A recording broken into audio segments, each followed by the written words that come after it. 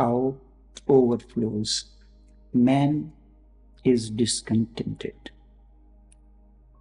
And for this state, the religions are responsible.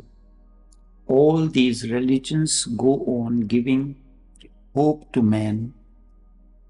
Hope is poison, and it keeps you dragging, waiting for the moment when the hope will be fulfilled. Christians are waiting for the return of Christ. He said to them again and again, I will be coming soon on the clouds of glory with a divine body for the salvation of all those who believe in me. He has not come yet. And my own understanding is, and I categorically say, he is not going to come back again. What you did to him when he was here, that experience is enough for him to prevent from coming back again. Because I know if he comes back, you will crucify him again. But the hope remains that Jesus is coming back. Hindus are hoping because Krishna has promised.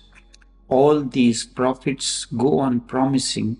Krishna has promised that whenever there is misery, whenever there is irreligiousness in the world, whenever virtue disappears, whenever things are not as they should be, I'll be coming. For 5,000 years, everything has been wrong and there is no sign of his coming back. But Hindus still go on hoping that and go on repeating the promise of Krishna that soon he will be coming. This keeps people unconscious of the reality. It is opium, very subtle and very psychological. Contented man has been created by this opium. Here be contented, and there you will be immensely rewarded for your contentment. Do not be bothered about the rich and the luxurious. It is just momentary. Soon the rich will be suffering in hell. There is no need to be jealous of them or competitive with them. Be contented. India perhaps is the oldest country in the world. Its religions are certainly the ancient-most ones, but in India, Bharat, not a single revolution has happened, and it has been suffering for thousands of years. Many things has happened.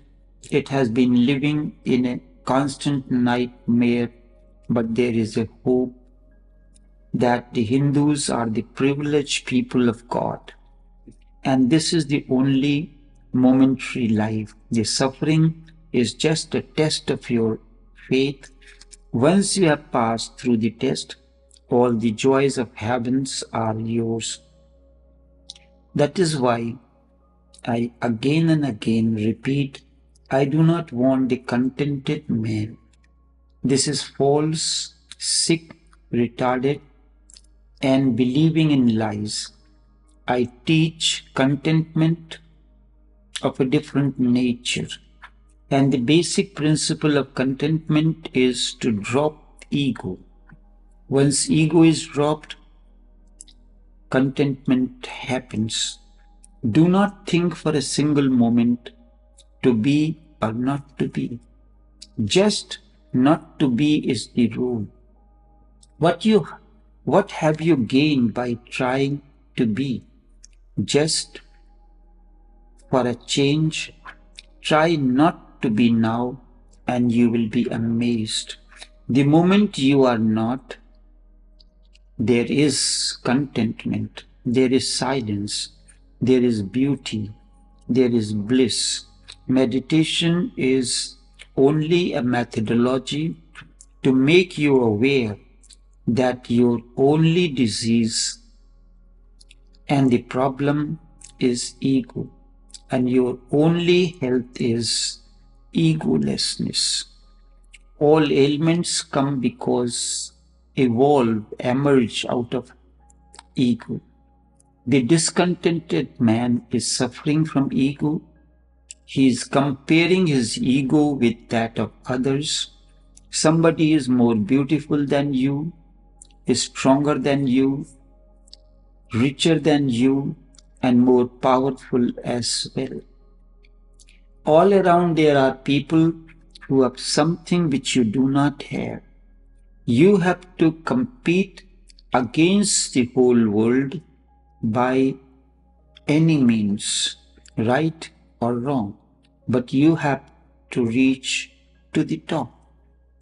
There are ordinarily two types of people in the world: the discontented and the repressed discontented.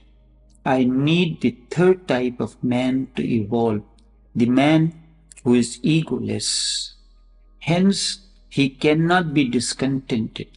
Contentment is not something to be practiced. When discontentment disappears, you find contentment has always been your nature. Do you think a small brush is discontented because just by the side of it, a tall cedar tree is standing, reaching to the stars? Do you think a small rose bush is discontented? There is no discontentment in nature anywhere except in the mind of the man.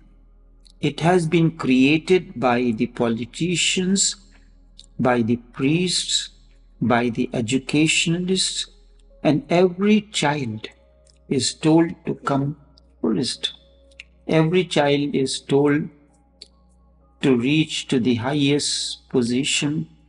They aspire for highest job, not to explore his hidden potentiality. The moment you allow your potentiality to blossom and grow, whatsoever emerges out of that gives you satiation and satisfaction.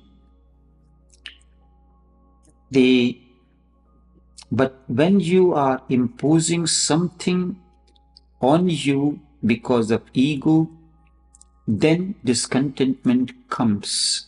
And this is a disease that you have to get over sooner or later. Along the spiritual path, one has to be egoless.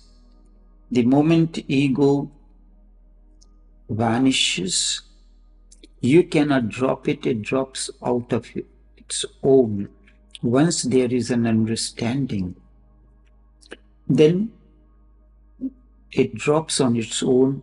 The moment ego is dropped, the spring of blissfulness, the spring of contentment that is already flowing there begins to overflow in and around you.